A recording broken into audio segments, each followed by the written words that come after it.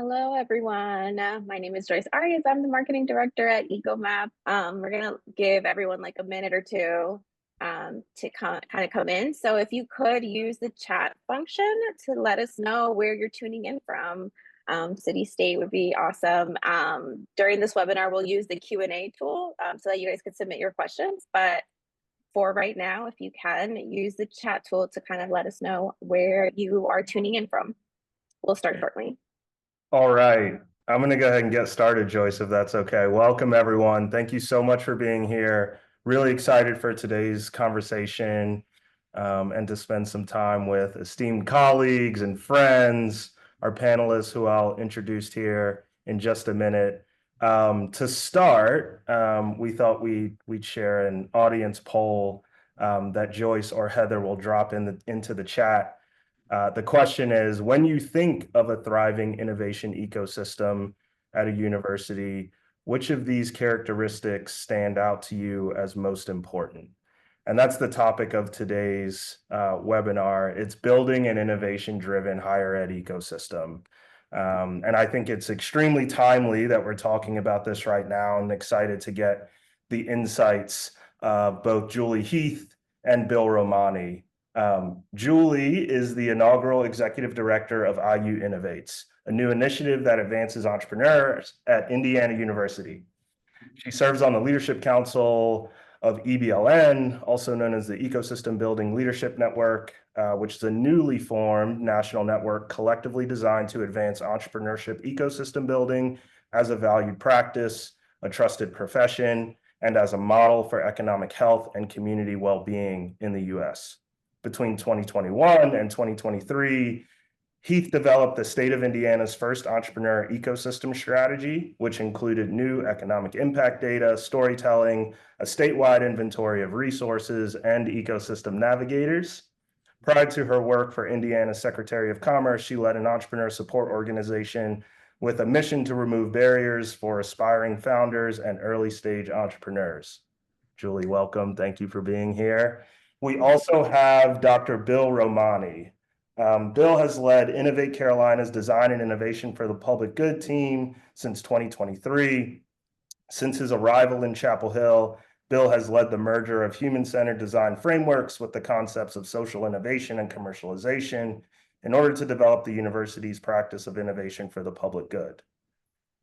Key components of this mission include the Carolina Innovation EcoMap, translating innovative ideas for the public good award funding, faculty innovation pop-ups and workshops, and the Design and Innovation Recharge Center. In his role, Dr. Romani also serves as a member of several university councils and boards designed to translate the best university ideas, research, and programs to provide benefit to all 100 North Carolina counties. Prior to Carolina, Bill was the founding entrepreneur in residence and directed the interdisciplinary minor in innovation and entrepreneurship at Loyola University here in Maryland.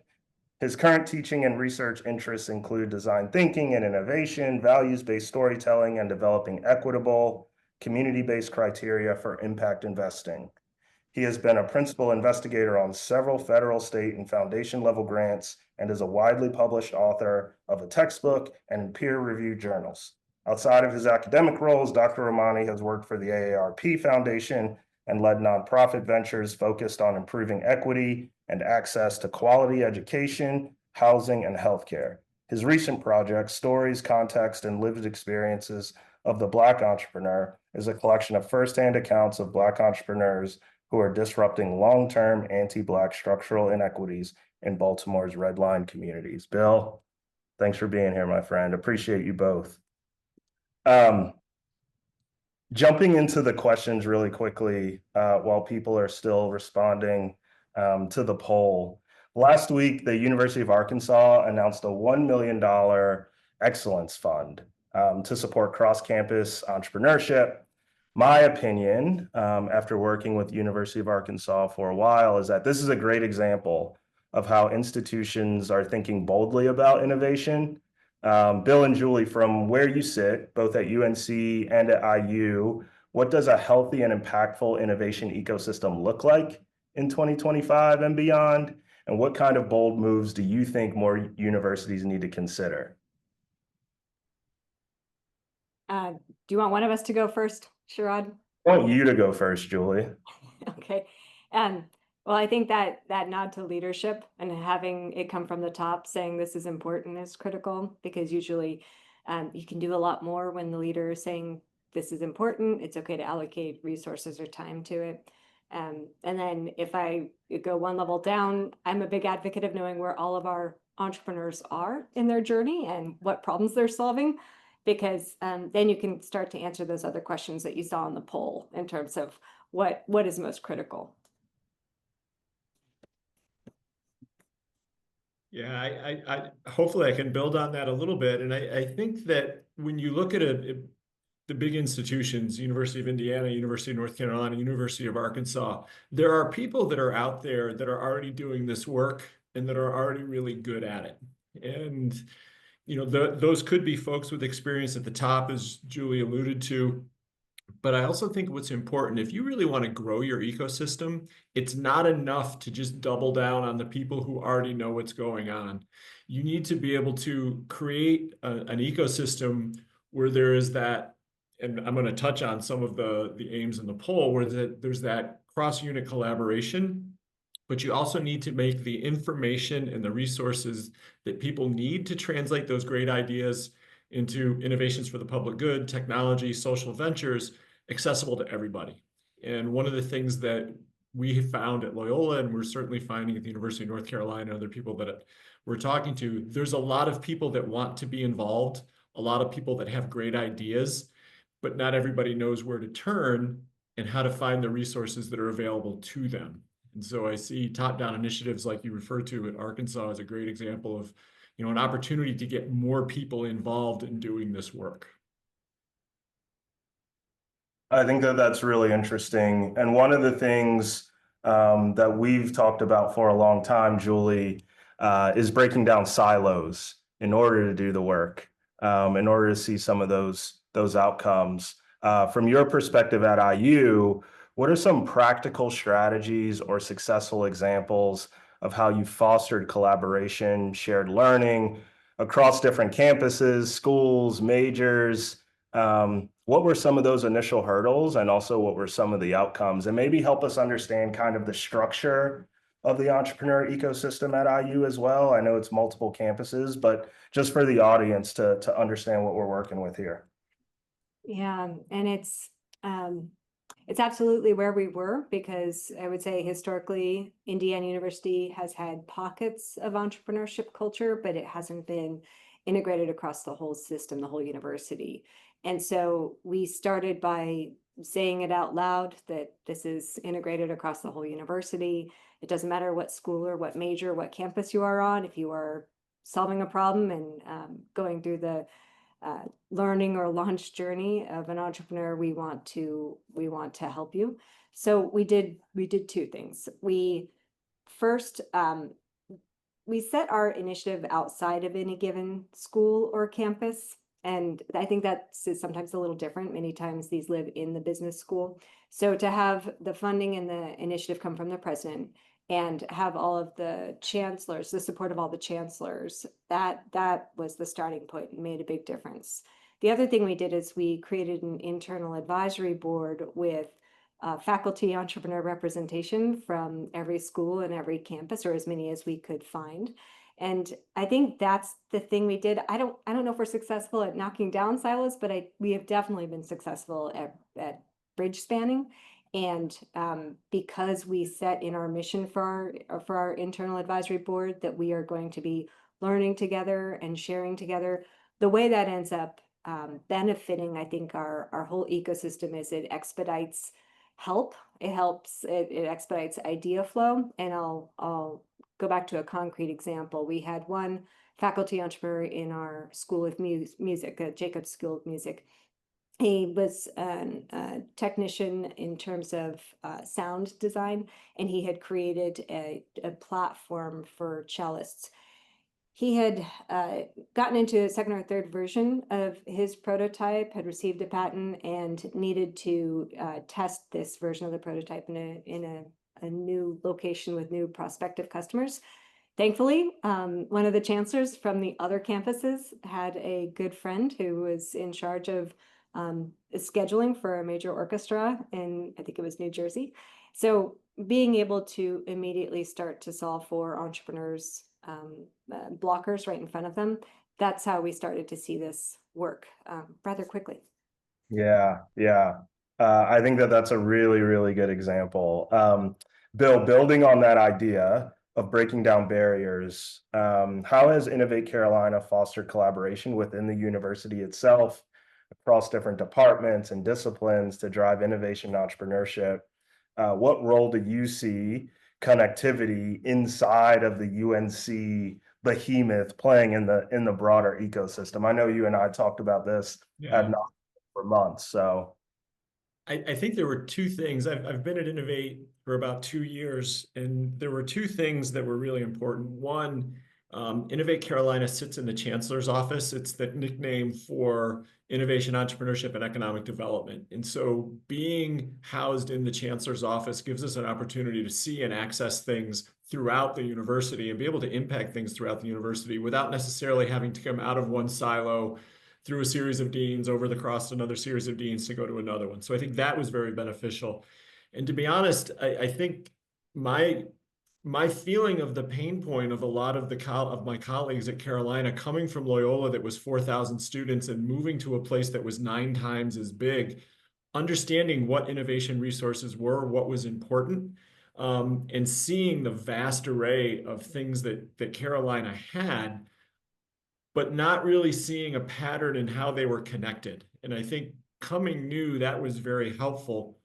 And so really what we had the opportunity to do being in the chancellor's office is we had access to people in all of the different silos who were really active in all of the different areas and bastions of success and tradition and quality, to be quite honest, in innovation and entrepreneurship.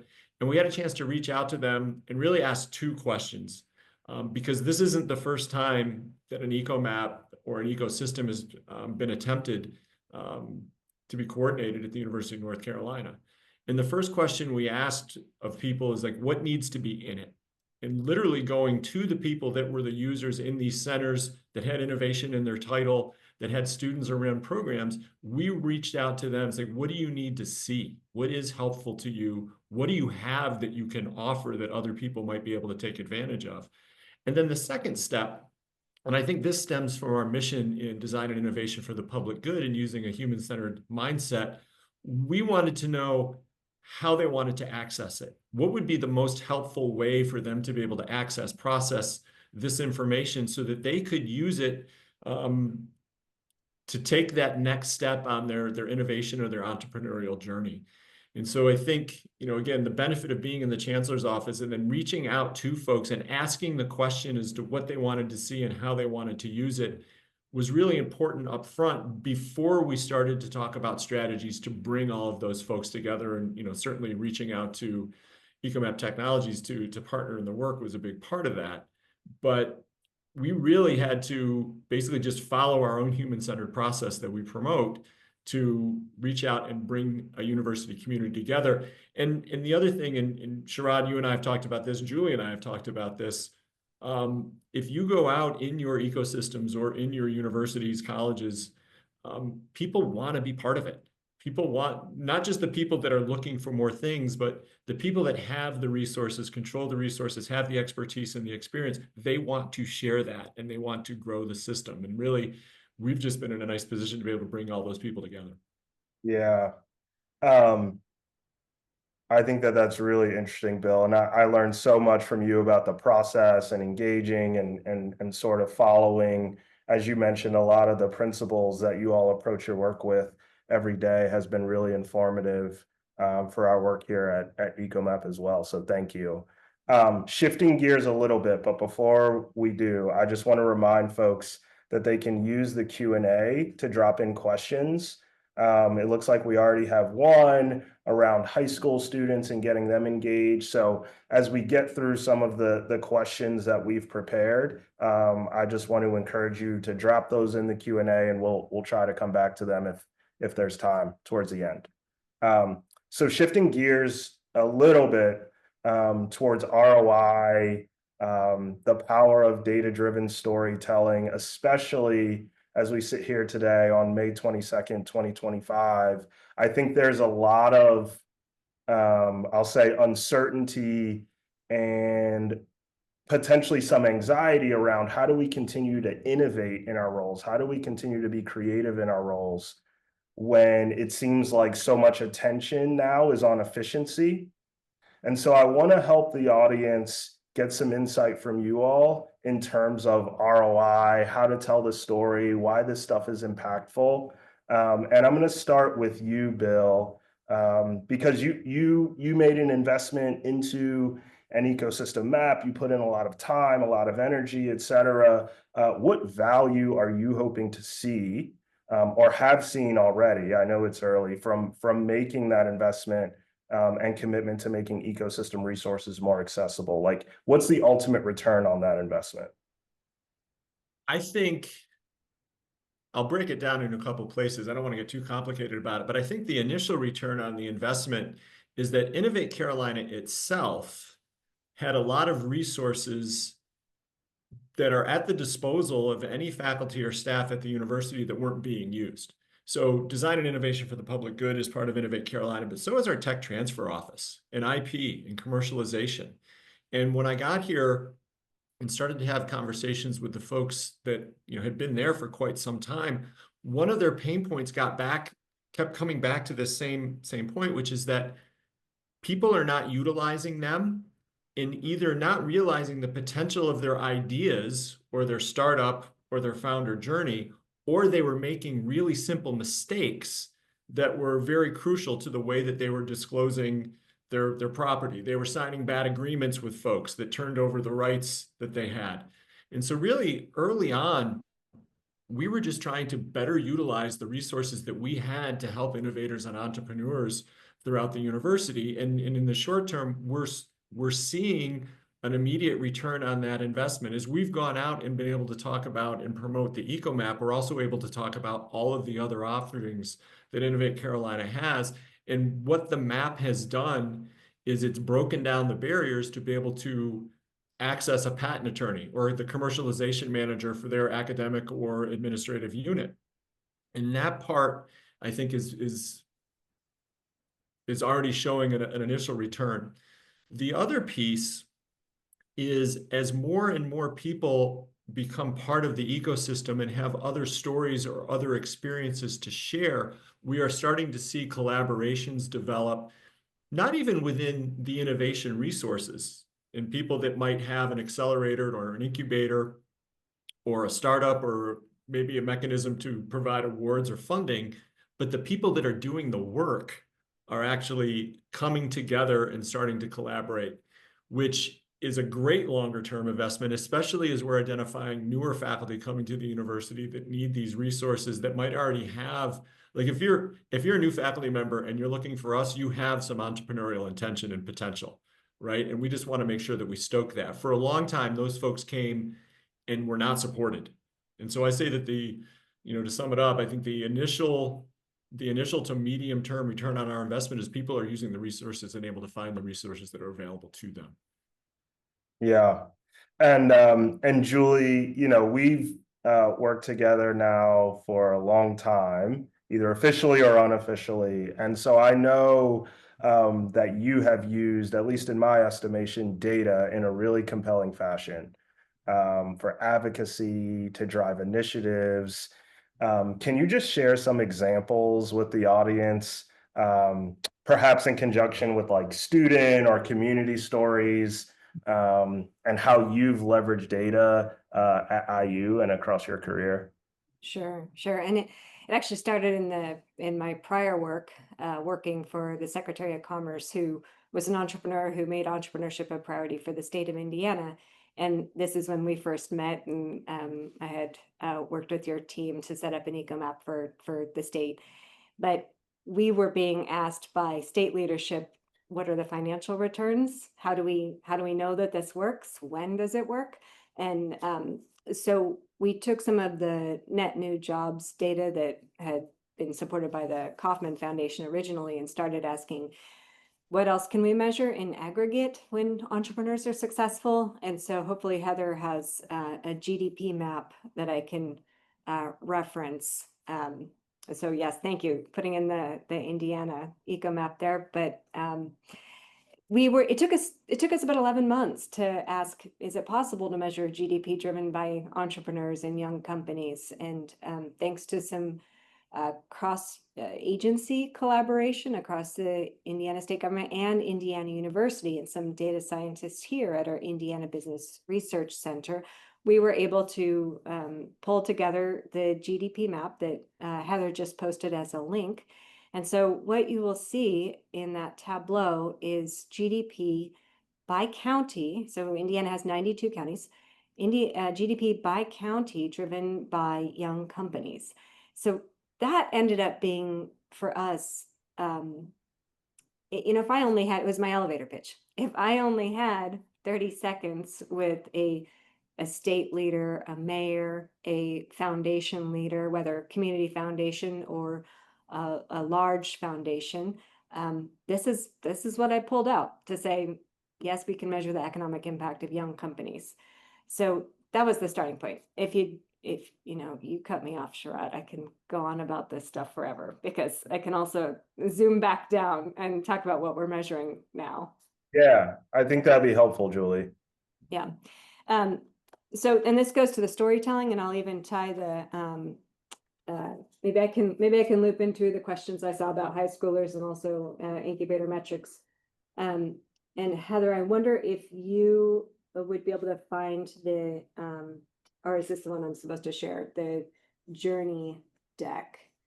Because I have two things I want to start with. One is we do these big, we call them coffee table magazines, so that we can turn to an entrepreneur and say, well, let's start with a very specific example of someone who's driving the economy of tomorrow. And I'll find, there's a couple of graduate students here, Charlie Edmonds and Ned Bingham. So Ned Bingham is our semiconductor entrepreneur. And so when we think about innovation driven entrepreneurship and the economy of tomorrow, having an entrepreneur who chose this university for launching his company that is a microelectronics related company, well, we hope that's the next NVIDIA, of course. So what can we do to look at his journey? Well, I'll show you a visual of, let's see. I'm going to try this, Sherrod. You tell me if I get this right. There we go. There we go. Okay, so Ned is actually in there, and this this touches on incubator metrics. The first thing we did is we looked at one of our incubators at our flagship campus in Bloomington, Indiana, and we said, who are our entrepreneurs in the incubator? Where are they in their entrepreneurial journey? With a nod to Bill and design thinking, are they exploring the problem space? Are they validating the problem? Do they have their aesthetic prototype, their napkin drawing? Do they have a functional prototype that they are testing with people who have the problem and iterating? Has someone opened their wallet and validated that, yes, that's a solution that has at least a first customer? So Ned and all the others who were in the incubator were in this journey. And then if you go to the next slide, Sherrod, we can zoom in, and actually two of these students came out of our high school entrepreneurship program, which is a statewide program that was part of my portfolio in my prior job. And so it was fun to increase funding for the statewide high school entrepreneurship program and now be watching them as college students, because they graduated and a couple of them came to IU. So if you move forward again, Sherrod, we can look at what Eli is doing. And I find that going from all the way zoomed out to the GDP in Indiana driven by entrepreneurs, and then zoom all the way into, let's look at the journey of one entrepreneur. This is Eli. He's actually our community manager. He's a technical co-founder, and he was onboarding a whole bunch of students to our incubator, and a lot of them wanted to know who can build my prototype. They wanted a technical co-founder. So if you move forward, what we do is we just look at how his what ultimately is a product that is somewhat of a service as well, moves through that first aesthetic prototype, first functional prototype, and then he received a LOI for his first customer. That was one of the faster entrepreneur journeys that we've logged. Some of our life science entrepreneurs, like our cancer drug accelerator entrepreneurs, have a much longer journey, 8, 11, 12 years. So being able to speak to both the duration of the journey for all these different entrepreneurs which are within Indiana University, and then zoom out and say, in aggregate for the state, this is the impact of entrepreneurship. That helps us tell the ROI story and quite literally the internal rate of return story when the state makes an investment. So that's, yeah, I guess we can stop sharing that visual, but hopefully that ties a few things together in terms of high school questions and incubator statistics. I'm going to stick with you, Julie. I'm reflecting on Denise's comment in the chat, and so I want to dig in a little bit more to the GDP map for folks. So it looks like the specific question, maybe if you can just talk about sort of the impetus for that, how you did it. Denise's specific question is, how can we learn about how the data was collected and the methodology so that folks can potentially replicate this in their own backyards?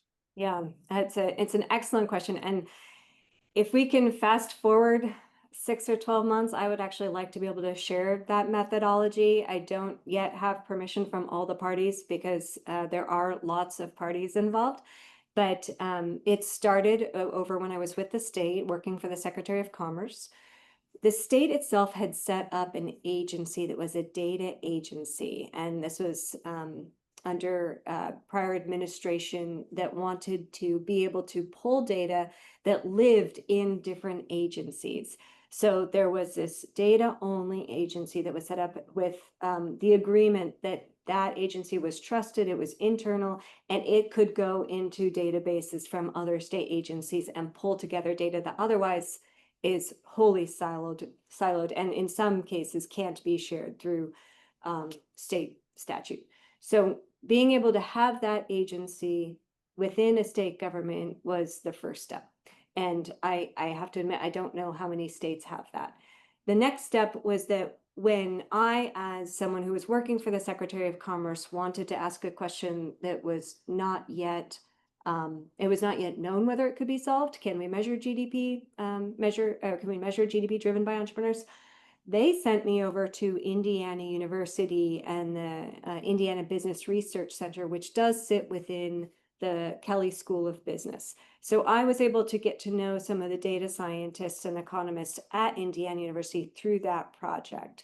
And then when I ended up working at Indiana University, I was able to pick up some of those conversations and say, what more could we do with this? Can we drill down to the county level? Can we visualize that? And so the Tableau map that you just saw is a result of it. I have had 3 other states reach out and ask, hey, may we try this?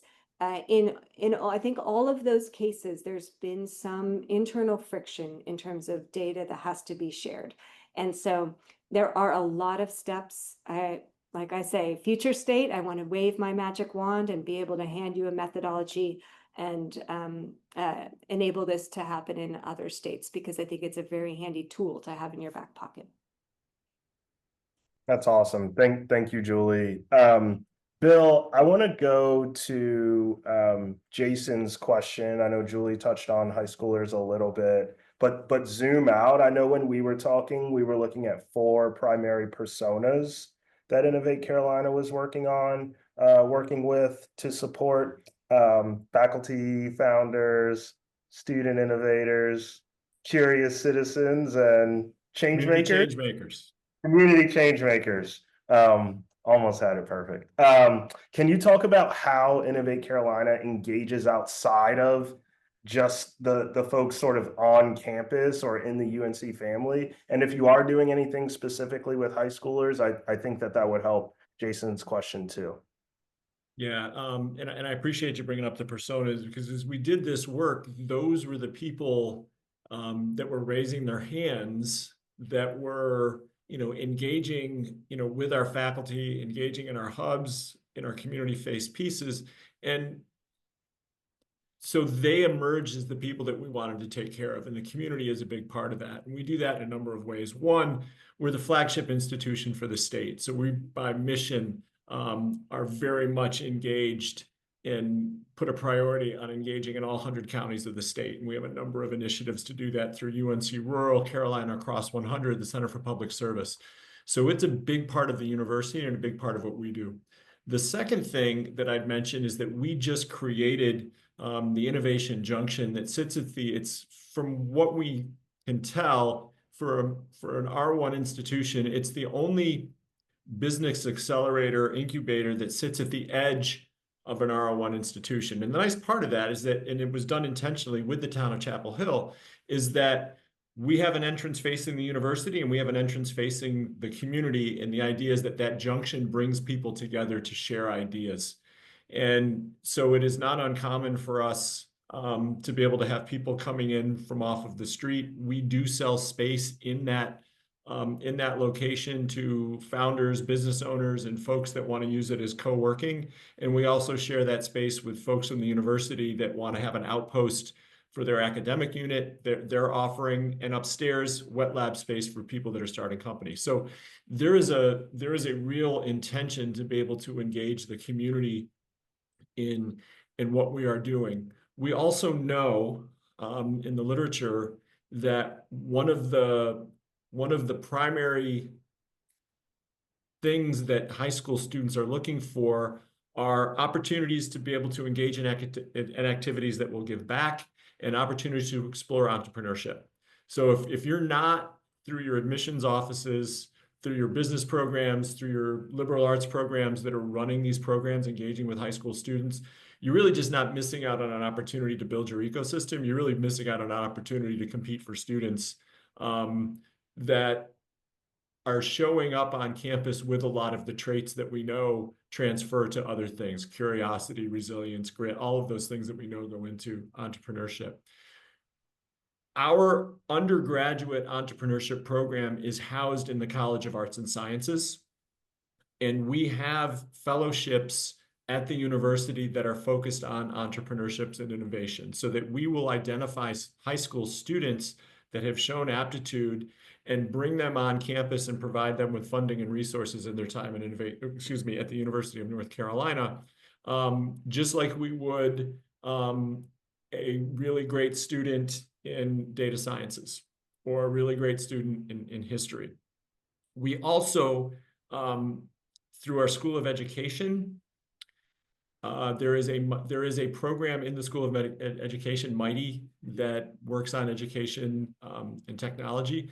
We are reaching out and getting out into high schools and talking about innovation and providing support to teachers, academic programs in an active level. But I think in an even more granular level, the master's program in education, innovation, and technology is teaching teachers to bring these skills into their classrooms to help build this entrepreneurial intention in high school students. And I think that is the piece down the road where we hope to start to see more of a return. A lot of those teachers are from the state of North Carolina, and 82% of our students are from the state of North Carolina. So we have unlike maybe a national institution, we have a fixed kind of ecosystem that we're able to impact and help develop. And so I think with everything going on and based on what's on people's mind, I'm reflecting on Jade's question, which focuses on NSF engines and EDA tech hubs and how that's affected regional innovation ecosystems and ecosystem building. But just zooming out a little bit, how has the federal landscape influenced your work, if at all, so far in 2025? Don't all jump at once. Yeah, there 2 days do not go by where we don't have or engage somebody where the federal landscape is impacting them in one way or another.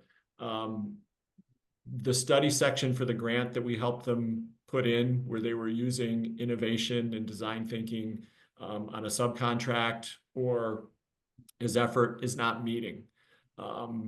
A grant that has been ongoing that we were working on has been pulled.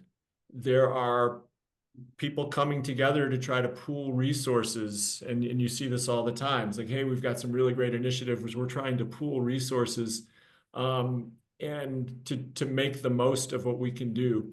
But I think the most tangible thing in my intro, they referred to one of the award programs that we have in Innovate Carolina, the Translating Innovative Ideas for the Public Good Award. And our application process for that just closed. It opened up at the end of February when a lot of all this uncertainty happened. And what I started to see immediately is that we were starting to get applications from parts of the university that we did not traditionally see. We were starting to get more applications from the School of Medicine, from some of the externally facing centers that primarily do a lot of academic work. And to be honest, that was a benefit. We'd always wanted to get this idea of innovation, human-centered design out to more parts of the university. And so because people are essentially looking for funding, they are starting to entertain and explore areas that they might not have explored before. And so they're having to now use a process for our tech and for-profit type folks. They're starting to think and consider about using a human-centered process. For our social innovators and entrepreneurs, they're starting to have to wrestle with the idea of commercialization and maybe intellectual property protection. And so it has been very hard. We have been fortunate at the University of North Carolina to not be facing a lot of imminent cuts that some other schools are facing. My sense is that it's not yet. But I think that early on, we have been in a position to be able to help foster even more collaborations, given the circumstances that have arisen and people looking for alternative ways forward. And we've been able to step up and fill that gap.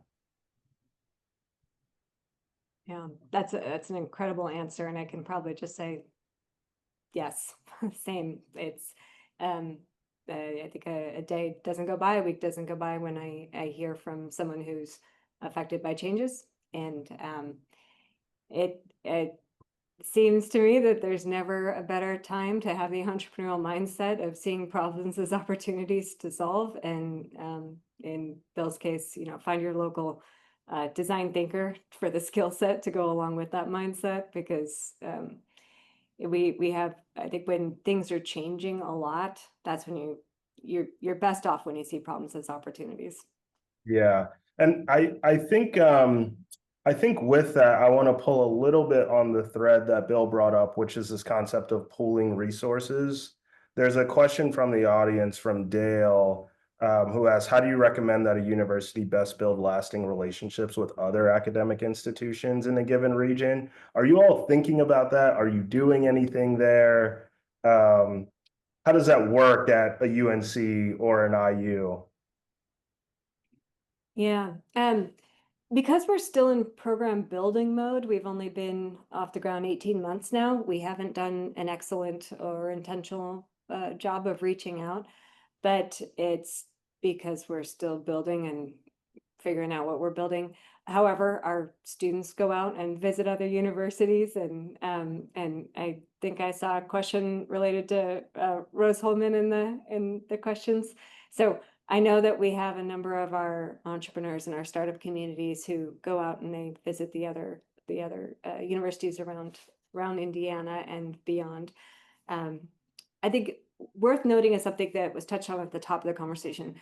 Getting a sense of scale is important. We have, I think, 90,000 students thereabout total across the university and 20,000 employees. So it's a large population that we're dealing with, and trying to figure out how to serve them through direct support, supporting the supporters. So we make grants to the people who run pitch competitions or run entrepreneurship clubs or run maker spaces throughout schools, throughout campuses. And then the impact storytelling. We just haven't yet had the bandwidth on our team to reach out to other schools. Yeah, I think that we're at a little bit of an advantage as the flagship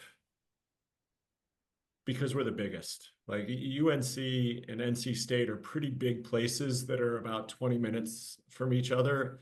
And as Innovate Carolina has started to grow, as we've launched the EcoMap, as we've opened the Junction, our new building, there has been a lot of media, both internal and external, wrapped around the things that we're doing. And I think if you have the mindset, like most of you on this call, if you're interested in building eco-maps and ecosystems, you have a mindset where you want to bring people together and help and share resources. And so if that's your mindset and you have a university that supports that, especially with its sister institutions, then really being available to help provide guidance or to help provide and share the resources that you have is a tremendous opportunity to build those relationships. We had, we're working on one now with the University of North Carolina, Greensboro, where a lot of their innovation is focused in the School of Education. They have an entrepreneur in residence who reached out to a faculty in our School of Education who works closely with Innovate Carolina on an academic program, who referred them to us. And really, they wanted insight is to how to engage the community in a wonderful new building that they're developing for innovation and creativity on the edge of their campus that borders a historically African-American community that faces a lot of the same challenges that a lot of southern mid to major cities have faced.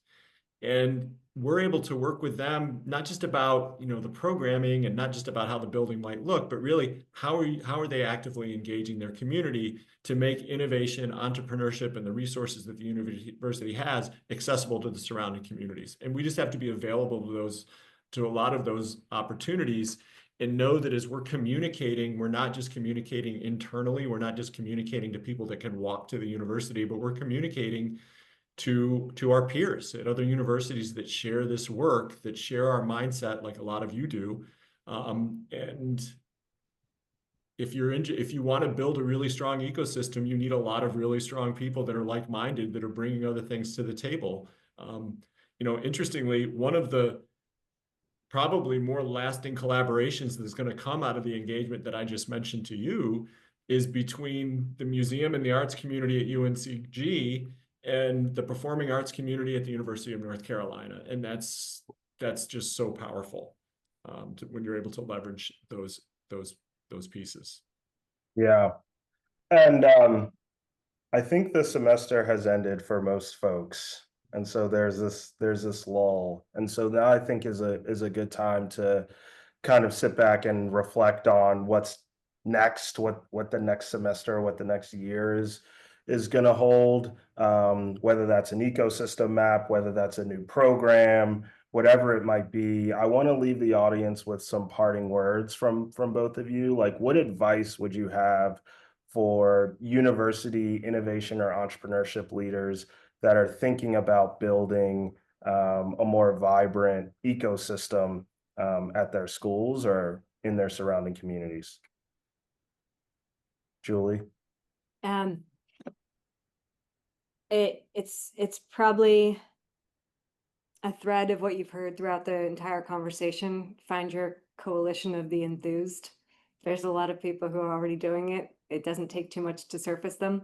And if you have the ability to convene them and have them talk to each other, that seems to work wonders, regardless of the funding landscape, the leadership landscape, the formal program landscape. If you can find the people who are already doing it and get them together, that's where a lot of magic emerges. Yeah, and I would just build on that too.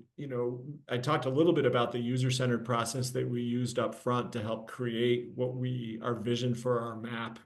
And I think that process always has to continue, because as we talk to people that were doing innovation with the idea of an EcoMap, But if it's going well and you're developing that ecosystem, the system's going to change and it's going to grow. So just adopting a mindset to be able to identify, if you're starting, what is it that your users really want and what will help them make the connections that they need. And then the second piece, and this is where, I feel like we have a lot to learn from folks like Julie that are so good with the data. Like, how can the data that you're getting inform whether or not the people you've engaged are having the experience that they want to, right? And that's, as we are starting to look in and to build our dashboard and to get into our data in a more consistent way, we're looking at things. How do entrepreneurs and innovators really make the connection that they need to take that next step on their journey? And there are links and there are pathways and things that we can look at in the data to help measure that. And then downstream, how do we aspire to put together a GDP heat map of our state, like Julie and the state of Indiana have, that will help define the output or the impact of those connections? Amazing. Thank you both so much. If folks want to connect with you, Julie, what's the best way? LinkedIn. LinkedIn, Julie Heath on LinkedIn. And Bill, Probably gonna grab that. we can drop it. For me, I just put my, I don't know if I made a mistake there or broke protocol, but I just put my email in the chat. And, Sherrod will tell you, because he's come to my office more times for a 45-minute meeting and stayed for an hour and a half. Like, I'm quite happy to talk about these things and, putting these maps together, whether it be for your university, your community. Some of the great conversations we have with other people that are doing this work, like Julie, Dan down here is doing our state in EcoMap. It's helpful. Amazing. Thank you all so much. I really appreciate it. For those interested in continuing to engage with EcoMap, you can find us at www.ecomap.tech. EcoMap Tech on all major social channels. Engage and we'll keep you updated on the next webinar. And we also have a LinkedIn newsletter that folks have found interesting as well. Julie and Bill, thank you again. Really appreciate it. Until next time, everyone.